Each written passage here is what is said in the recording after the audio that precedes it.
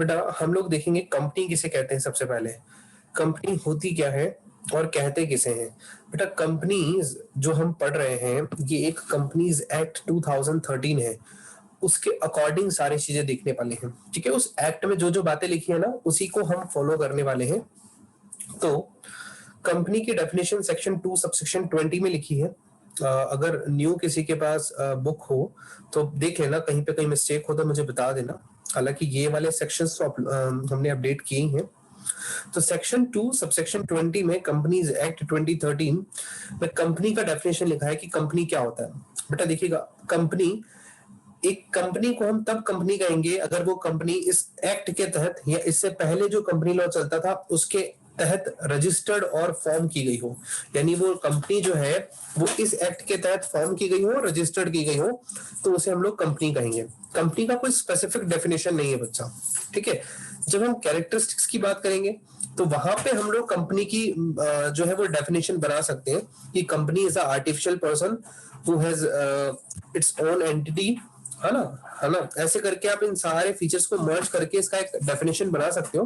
But कानून में जो एक्ट में जो इसका डेफिनेशन लिखा है वो यही है कि कंपनी को हम कंपनी तब कहेंगे जब वो कंपनी इस कंपनी से 2013 या इससे पहले वाले किसी एक्ट के तहत रजिस्टर्ड की गई हो या फॉर्म की गई हो। ठीक है, कैरेक्टरिस्टिक्स क्या होती है बेटा, कंपनी के फीचर्स क्या है, आपने 11th क्लास में भी पढ़े हैं। Company is an artificial person created by the process of law. जो कंपनी है वो एक आर्टिफिशियल पर्सन होता है बच्चा। आर्टिफिशियल पर्सन मतलब हम लोग नेचुरल पर्सन है बिकॉज हमें गॉड ने बनाया है। कंपनी को हमने बनाया है, इंसानों ने बनाया है। कोर्ट की एक प्रोसेस है, रजिस्ट्रेशन की प्रोसेस है, उस प्रोसेस के थ्रू हमने कंपनी को क्रिएट किया है। तो कंपनी एक आर्टिफिशियल पर्सन है। समझ आ रहा है बच्चा आर्टिफिशियल पर्सन का मतलब। Company and its members are separate from each other. Company और कंपनी के मेंबर दोनों अलग अलग होते हैं। अलग अलग बोले तो दोनों का सेपरेट लीगल एग्जिस्टेंस है। इन दोनों के बीच में कॉर्पोरेट व्हील है। कॉर्पोरेट व्हील का मतलब होता है काल्पनिक पर्दा, है ना। तो कंपनी और कंपनी के जो मेंबर्स हैं जिन्होंने कंपनी के शेयर्स खरीद रखे हैं, अभी समझ आएगा शेयर्स क्या होता है। तो कंपनी और उसके मेंबर्स जो है वो एक दूसरे से अलग अलग होते हैं। अच्छा, जो बच्चे स्टॉक मार्केट में इंटरेस्टेड है ना, शेयर बाजार में, उनके लिए भी ये चैप्टर बहुत इंपॉर्टेंट है बच्चा, क्योंकि शेयर मार्केट की शुरुआत इन्हीं बेसिक थिंग के साथ होती है। तो आपको कंपनी का नॉलेज होना चाहिए, तभी आप शेयर मार्केट के बारे में सीख पाएंगे, समझ पाएंगे। Third point, a company has a perpetual existence. Perpetual बोले तो कंटिन्यूअस, यानी कि अगर मान लीजिए कंपनी के 10 मेंबर हैं और 10 के 10 मेंबर भी कार में जाते वक्त किसी ने कार से उनको कार में बॉम्ब डाल करके उड़ा दिया, तो भी कंपनी चलती रहेगी बेटा। कंपनी का परपेचुअल एग्जिस्टेंस है, मतलब परपेचुअली यानी कंटिन्यूअसली कंपनी चलती रहेगी बिना किसी इंटरप्शन के, चाहे इसके सारे के सारे मेंबर्स की डेथ भी हो जाए। आपके मन में आएगा सर 10 मेंबर है, 10 के 10 मेंबर्स की डेथ हो जाए तो कंपनी तो बंद हो गई ना, कौन चलाएगा। बेटा कंपनी के 10 मेंबर मर गए लेकिन उनके नॉमिनीज तो जिंदा है ना, जिनके नाम कंपनी के शेयर्स हो जाएंगे ऑटोमेटिकली। कंपनी का ये फीचर है बहुत अच्छा कि कंपनी की मेंबर्स के जो शेयर्स हैं वो मेंबर्स की डेथ के बाद उनके नॉमिनीज को हैंड टू हैंड ट्रांसफर हो जाते हैं।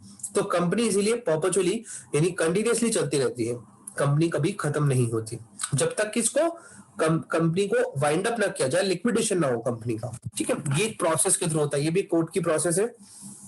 Fourth point, its member liability is limited to the unpaid amount of shares held by them. Company के जो मेंबर्स होते हैं इनकी लाइबिलिटी लिमिटेड होती है।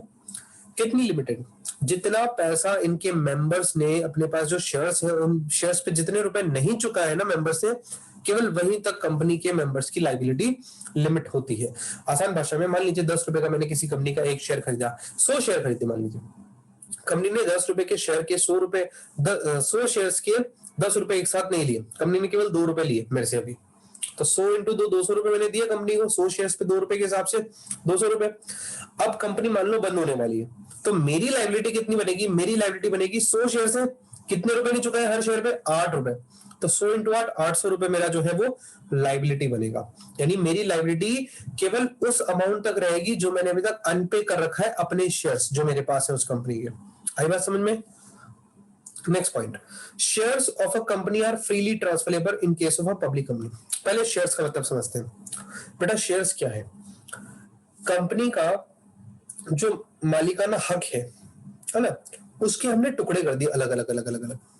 आसान भाषा में, कंपनी है, मान लो 1000 करोड़ की कंपनी है, हमने 10 रुपए वाले टुकड़े कर दिए कंपनी के। कितने टुकड़े कर दिए?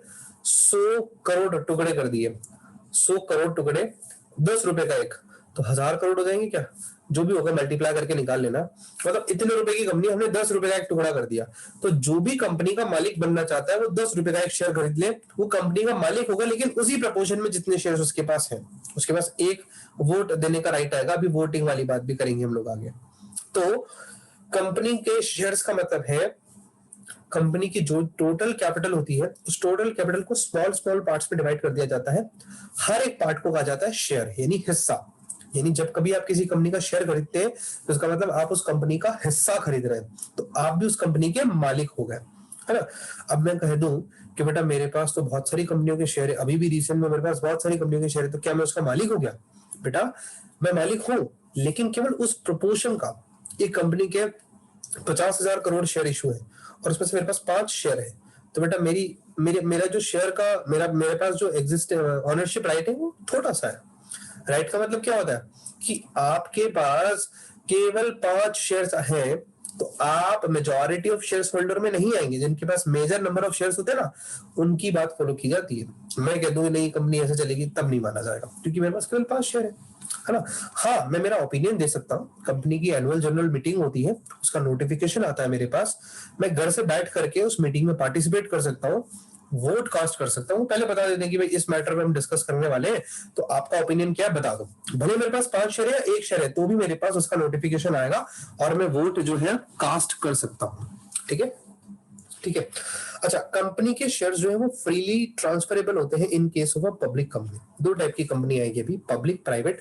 आजकल तो 1% कंपनी भी आ गई है, इसी एक्ट में आई है। मेरे नोट्स पे मैंने 1% कंपनी को नोट नहीं किया अभी, बट 1% कंपनी भी होती है। हाँ, तो कंपनी के शेयर्स जो होते हैं वो फ्रीली ट्रांसफरेबल होते हैं पब्लिक कंपनी के केस में। पब्लिक वो कंपनी होती है जब जो कंपनी अपने पैसे यानी अपने शेयर्स जनता को इशू करती है, और प्राइवेट कंपनी वो कंपनी होती है जो अपने शेयर्स केवल अपने मेंबर को बांटती है। ठीक है, जनता से पैसा नहीं लेती। तो पब्लिक कंपनी के शेयर्स फ्रीली ट्रांसफरेबल होते हैं, हम ट्रांसफर कर सकते हैं एक पर्सन से दूसरे पर्सन को बेच सकते हैं। जबकि प्राइवेट कंपनी के शेयर्स भी ट्रांसफरेबल होते हैं, लेकिन वो पब्लिक में नहीं बेच करके आपस में मेंबर एक दूसरे को बेच सकते हैं। Clear? A company is run by director which were to be elected by its shareholder.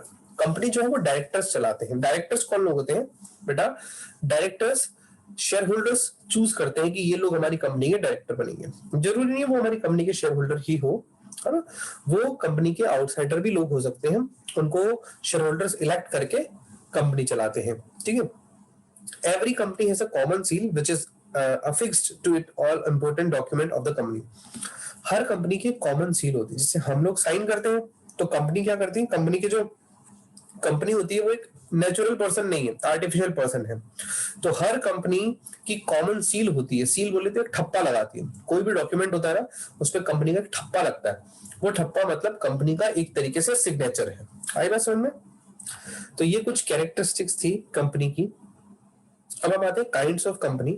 3 type की कंपनीज होती है, प्राइवेट, पब्लिक और एक 1% कंपनी और है जो मैंने यहाँ नहीं लिखा है बेटा, नहीं मेंशन किया, बट आप लोग देखना होती है, मैं बताऊंगा अभी आपको। पहले प्राइवेट कंपनी क्या होती है बेटा? यहाँ पे जो सेक्शन लिख रखा है, फिलहाल मैं उस सेक्शन को इग्नोर कर रहा हूँ जस्ट बिकॉज मैंने इसको अपडेट नहीं किया है। आई थिंक ये करेक्ट ना हो, है ना, मुझे लगता है कि करेक्ट ना होंगे, इसलिए मैं सेक्शंस को यहाँ पे जो है वो साथ में आपसे बात नहीं कर रहा। सेक्शंस आप देख सकते हैं, आपके पास अगर बुक होगी तो आप इसे अपडेट कर लेना। First, private company. Private company किसे कहते हैं? तो यहाँ जो कंपनीज एक्ट है उसका एक सेक्शन है, यहाँ पे तो 2 सबसेक्शन 68 लिखा है, उसमें लिखा है कि एक प्राइवेट कंपनी वो कंपनी होती है जो कि जिसकी minimum paid up share capital 1 lakh या उससे हायर हो, है ना। अब यहाँ पे 1 लाख जो है ना, 1 लाख वाली बात ये जो है वो हटा दी गई है।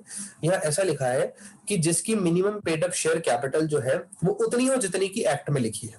ठीक है, ये 1 लाख यहाँ से हटा दी गई है आई थिंक, है ना।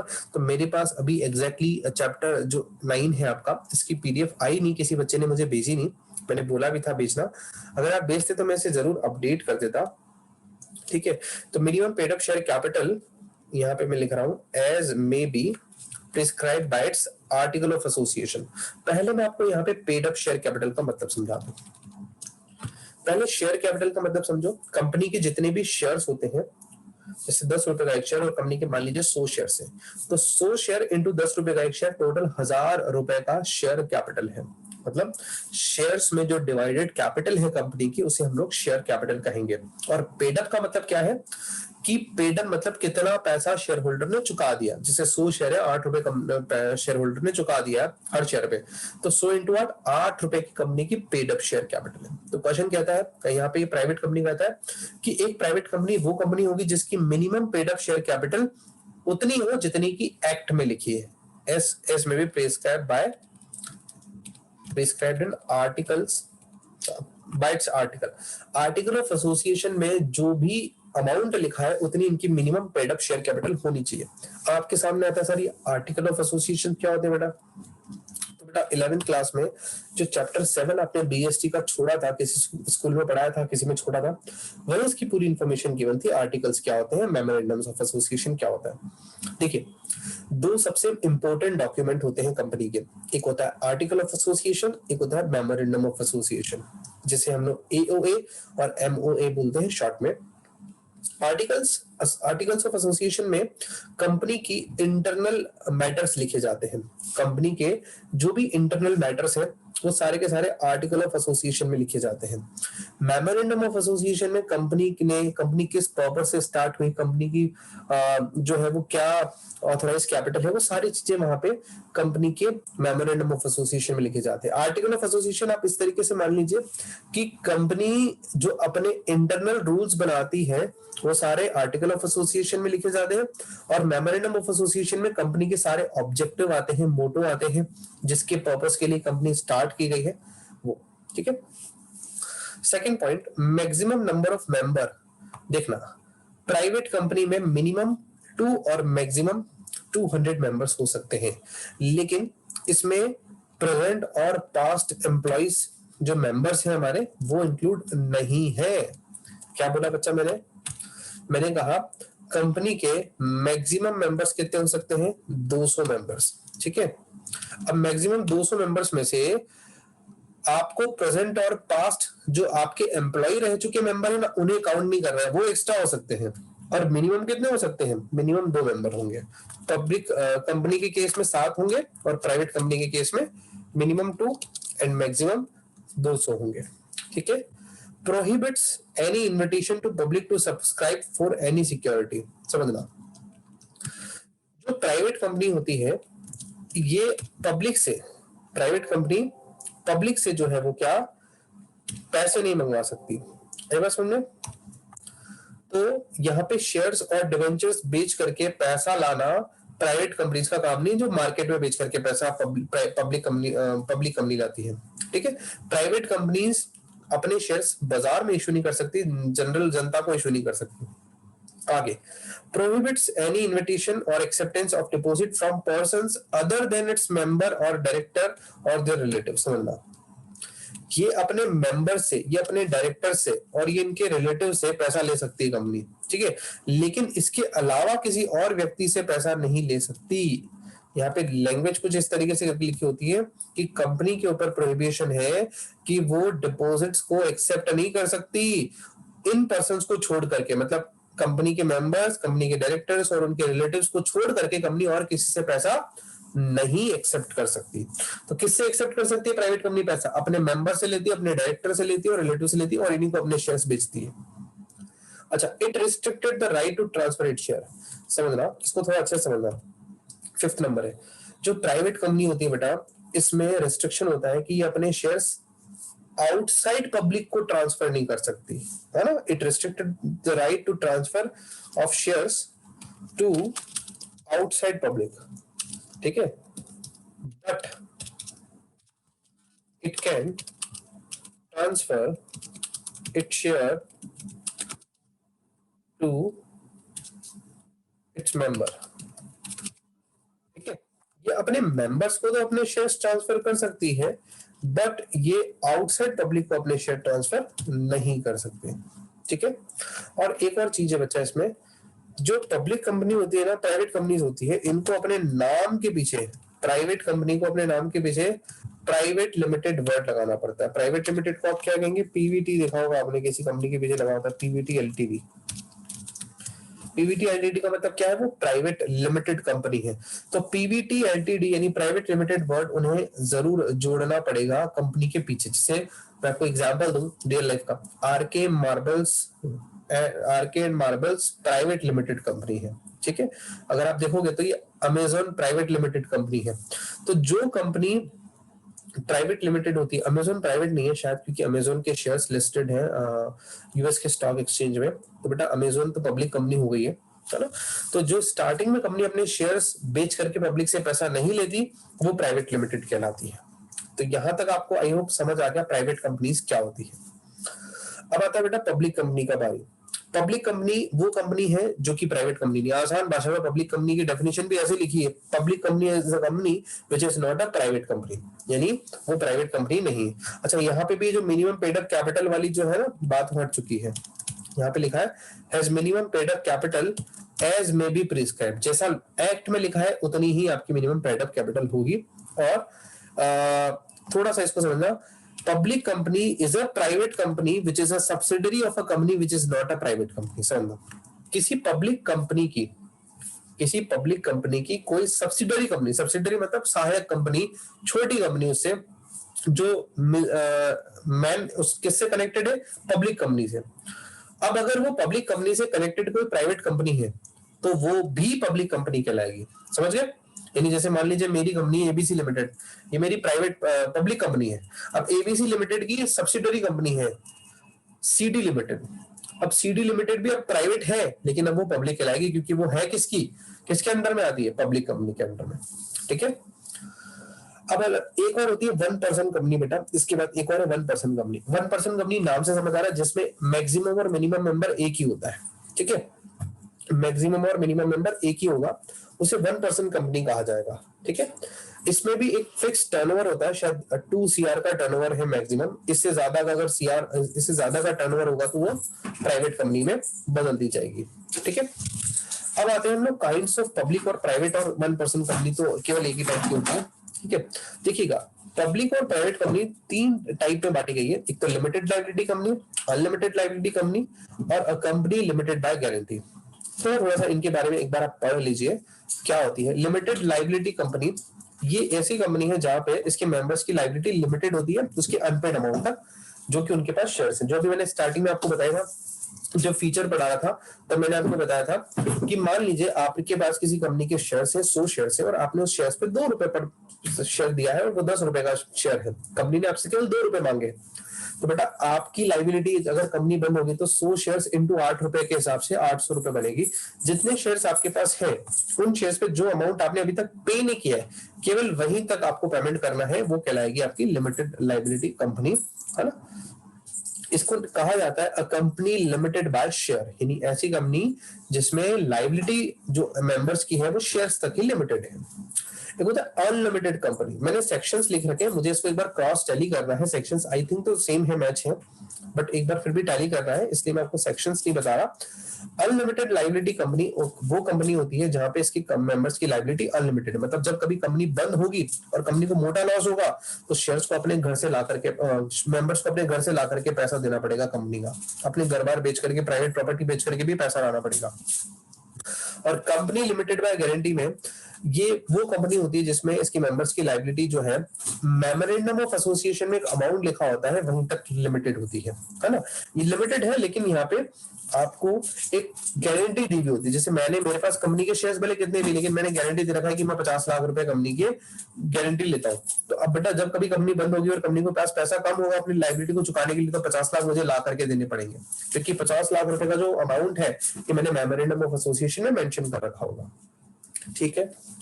चलिए जी, यहां तक हमारी कंपनीज के टाइप पूरे होते हैं। 1% कंपनी के बारे में मैं आपके साथ कल और अच्छे से बात कर लूंगा।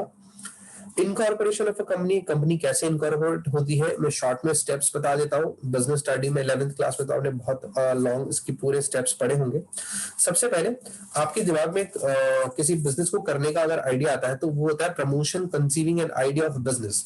सबसे पहले आपके दिमाग में प्रमोशन, आप अपने बिजनेस को करना चाहते हो, आप एक कंपनी खड़ा करना चाहते हो, वहां से स्टार्ट होता है। फिर आप जैसे ये सोचते हो तो आपको अपना कंपनी को रजिस्टर्ड करवाना होता है। बहुत सारे स्टेप्स होते हैं रजिस्ट्रेशन में, हम सारी स्टेप्स की बात नहीं कर रहे। और अब आपके पास कंपनी जैसे रजिस्टर्ड हो जाती है, अब आपको कंपनी के लिए पैसे की जरूरत होती है। तो पैसा अगर आप प्राइवेट कंपनी है तो अपने मेंबर से रेज करेंगे, पब्लिक कंपनी है तो जनता से रेज करेंगे। और अब अपना बिजनेस स्टार्ट करते हैं अपना कमेंसमेंट सर्टिफिकेट लेकर के। बिजनेस स्टार्ट करने के लिए कंपनीज में सर्टिफिकेट ऑफ कमेंसमेंट चाहिए होता है, वो लेकर के आप अपना बिजनेस जो है वो स्टार्ट कर सकते हैं। अब सुनिएगा, अब यहां से आता है अपना प्रैक्टिकल वाला पॉइंट।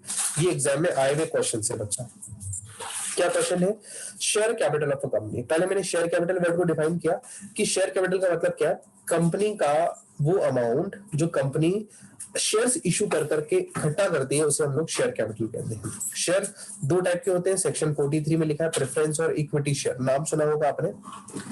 प्रेफरेंस शेयर क्या है, ऐसा सेक्शन 43 सबसेक्शन बी, वहां पे डेफिनेशन लिखा है। ये मैं बार बार जो सेक्शंस कह रहा हूं ना बेटा, ये क्या होते हैं, जब कभी आप कोई एक्ट पढ़ोगे, एक्ट बोले तो अधिनियम पढ़ोगे, तो एक्ट के छोटे छोटे, जैसे अपनी बुक में चैप्टर्स होते हैं वैसे यहाँ पे सेक्शंस चलते हैं, सेक्शन वाइज चीजें लिखी होती है। तो ऐसे ही कंपनीज एक्ट 2013 का सेक्शन 43, ये बी क्लोज है, बी नंबर की लाइन है, उसमें लिखा है प्रेफरेंस शेयर क्या है। प्रेफरेंस शेयर्स वो शेयर्स होते हैं जिनके पास इन दो चीजों का प्रेफरेंशियल राइट होता है। किन दो चीजों का, एक तो preferential right of dividend to be paid as fix percentage और फिक्स अमाउंट, यानी कि प्रेफरेंस शेयर होल्डर्स ऐसे शेयर होल्डर्स हैं जिनके ऊपर जिनको एक फिक्स परसेंटेज से डिविडेंड दिया जाता है। डिविडेंड केवल याद रखना प्रॉफिट होने के केस में दिया जाता है। डिविडेंड किसे कहते हैं बेटा, डिविडेंड का मतलब जब कभी आप किसी कंपनी में पैसा इन्वेस्ट करते हो तो उस पैसे के ऊपर, उस इन्वेस्टमेंट के ऊपर, इस शेयर्स के ऊपर जो आपको प्रॉफिट मिलता है ना, उसे हम लोग डिविडेंड कहते हैं। आई बात समझ में, क्लियर होता है।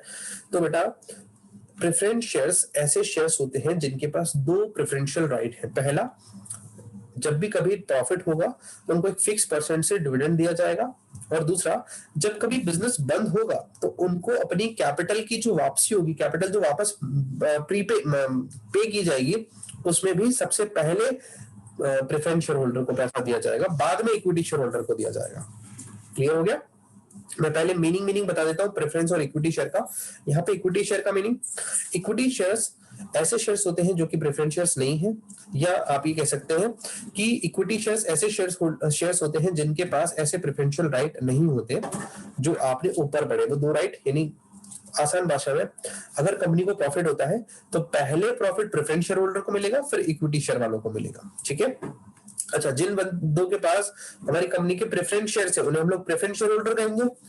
जिन पर्संस के पास हमारी कंपनी के इक्विटी शेयर्स है हम उन्हें इक्विटी शेयर होल्डर कहेंगे।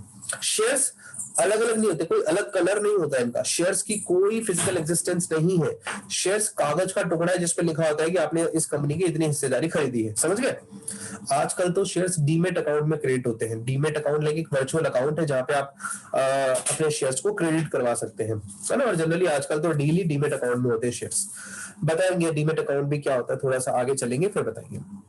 तो इक्विटी शेयर वो शेयर्स होते हैं जिनके पास प्रेफरेंशियल राइट नहीं होता। प्रेफरेंशियल राइट नहीं होता एक तो डिविडेंड रिसीव करने का, पहले सबसे पहले प्रॉफिट होगा तो डिविडेंड प्रेफरेंस शेयर होल्डर को दिया जाएगा, फिर इक्विटी शेयर होल्डर को दिया जाएगा।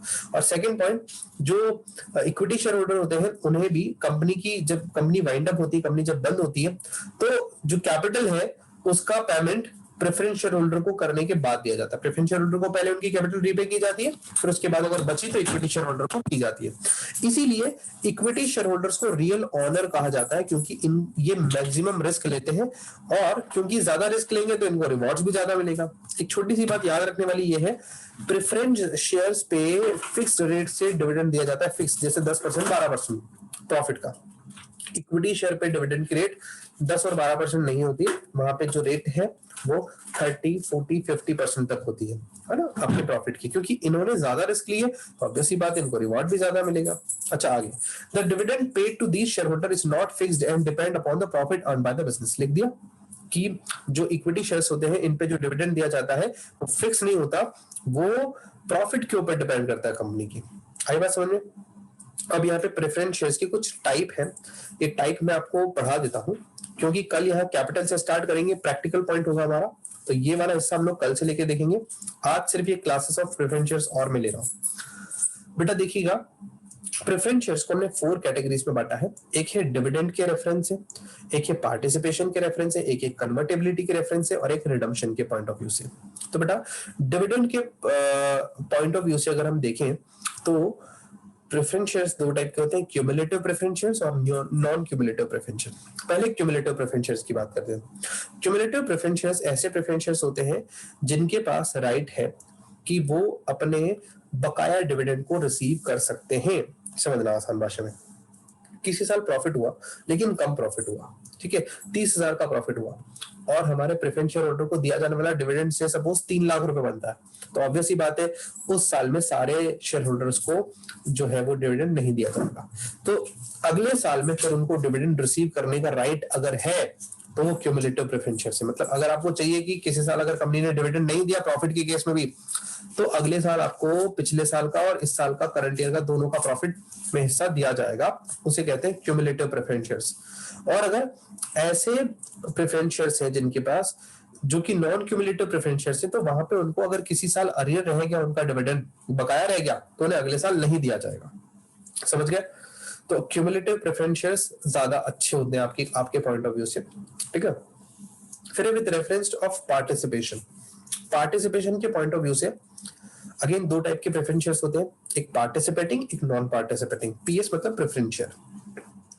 तो पार्टिसिपेटिंग प्रेफरेंस शेयर्स का मतलब होता है, मान लीजिए कंपनी को प्रॉफिट हुआ 1 लाख का, 1 लाख में से 10,000 का डिविडेंड दिया प्रेफरेंस शेयर्स को, 50,000 का डिविडेंड दिया इक्विटी शेयर होल्डर को, फिर भी 40,000 बच गए, उसमें से 20,000 तो रिजर्व में रख लिए कंपनी ने, 20,000 फिर भी बच गए, तो बेटा उस 20,000 बचे हुए 20,000 में फिर से पार्टिसिपेट मिलेगा प्रेफरेंस शेयर को, तो वो कहलाएगा पार्टिसिपेटिंग प्रेफरेंस शेयर। यानी अगर आपके पास ऐसे प्रेफरेंस शेयर है जो कि पार्टिसिपेटिंग नेचर के, पार्टिसिपेटिंग प्रेफरेंस शेयर है, तो इक्विटी शेयर होल्डर को डिविडेंड देने के बाद, रिजर्व बनाने के बाद अगर फिर पैसा बच जाए तो उसमें फिर से आपको डिविडेंड में हिस्सा मिलेगा, और नॉन पार्टिसिपेटिंग में आपको फिर से हिस्सा नहीं मिलेगा, ठीक है, वो सारा का सारा रिजर्व हो जाएगा, आपको हिस्सा नहीं मिलेगा।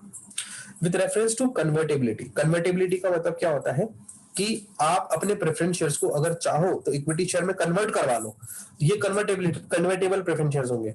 और अगर आप चाहो कि अगर आप कन्वर्ट नहीं करवा पाओ, यानी आपके पास ऐसे प्रेफरेंस शेयर्स जिनको आप कन्वर्ट नहीं करवा सकते कभी भी, तो वो नॉन कन्वर्टेबल प्रेफरेंस शेयर्स कहलाएंगे। आपके मन में आएगा सर हम कन्वर्ट क्यों करें, इक्विटी से प्रेफरेंस में क्यों जाए, प्रेफरेंस से इक्विटी में क्यों जाएंगे? बेटा प्रेफरेंस में आपको फिक्स डिविडेंड मिलेगा, आप चाहते हो कि मुझे जो है वो फिक्स डिविडेंड नहीं चाहिए, मुझे तो फ्लक्चुएटिंग डिविडेंड चाहिए, प्रॉफिट ज्यादा तो ज्यादा डिविडेंड मिलना चाहिए, तो मैं मेरे प्रेफरेंस शेयर्स को कन्वर्ट करवाना चाहता हूं, तो आपको कन्वर्टेबल प्रेफरेंस शेयर्स लेने चाहिए, ठीक है। लास्ट है with reference to redemption, redemption के पॉइंट, रिडम्पशन मतलब रीपेमेंट।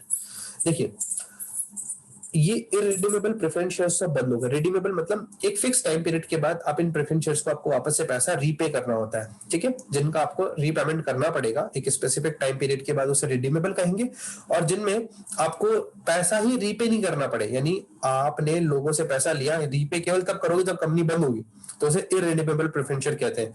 लेकिन इरिडीमेबल प्रेफरेंस शेयर कंपनी से 2013 में बंद कर दी गई, अब आप इशू नहीं कर सकते, ठीक है। तो बच्चा हमने आज ऑलमोस्ट पूरा थ्योरी वाला पोर्शन देखा जो हमें देखना था। ये बेसिक्स होते हैं बच्चा, कभी भी कोई चैप्टर पढ़ते हैं तो आपके पास उसके बेसिक्स जरूर होने चाहिए। अभी जो कैपिटल वाला पोर्शन है ये है तो थ्योरी पोर्शन, बट इसे प्रैक्टिकल के साथ समझेंगे, क्योंकि इसके आपके पास सेपरेट क्वेश्चंस, बैलेंस शीट के क्वेश्चंस 1 2 3 4 क्वेश्चंस दिए हुए हैं, ठीक है। तो आज के लेसन में इतना ही। अगर किसी बच्चे को डाउट हो तो वो पूछ सकता है बेटा। सर बेटा सर रिडीमेबल प्रेफरेंस शेयर्स एक बार बता दो फिर से। रिडीमेबल का मतलब होता है बेटा रिडम्पशन, जिसका एक पर्टिकुलर टाइम पीरियड के बाद आपको रीपेमेंट करना पड़ता है। आप किसी से पैसा उधार लोगे तो आपको वापस चुकाना पड़ेगा ना, तो कंपनी भी अपने मेंबर से पैसा उधार लेती है, कंपनी के लिए वो शेयर कैपिटल गिराती है, तो कंपनी को उसका पैसा वापस करना होता है। तो रिडीमेबल मतलब अगर एक फिक्स टाइम पीरियड के बाद पेमेंट वापस करना है आपको आपकी प्रेफरेंस शेयर होल्डर को, तो वो रिडीमेबल प्रेफरेंस शेयर्स होंगे। और अगर आपने ऐसे प्रेफरेंस शेयर्स इशू किए हैं जिसमें आपको पेमेंट एक फिक्स टाइम पीरियड के बाद में करके जब कंपनी बंद हो केवल तब करना पड़े तो उसे इररिडीमेबल प्रेफरेंस कहा जाएगा। बट बेटा इररिडीमेबल प्रेफरेंस जो है वो अब जो है वो इशू नहीं होते हैं। कंपनी से 2013 इसका परमिशन ही नहीं देता कि आप इररिडीमेबल प्रेफरेंस इशू करो। आगे बात समझ में? Yes sir. किसी और बच्चे का कोई डाउट? सर आप ये नोट्स ग्रुप में शेयर कर देना ना। ये वाले नोट्स में शेयर कर दूंगा बिल्कुल भी। अभी इसमें काफी सारे चेंजेस होने हैं बट ठीक है मैं आपके साथ एक बार शेयर कर दूंगा। ठीक है सर इको के लिए कब तक ज्वाइन होना है? बता रहा हूँ।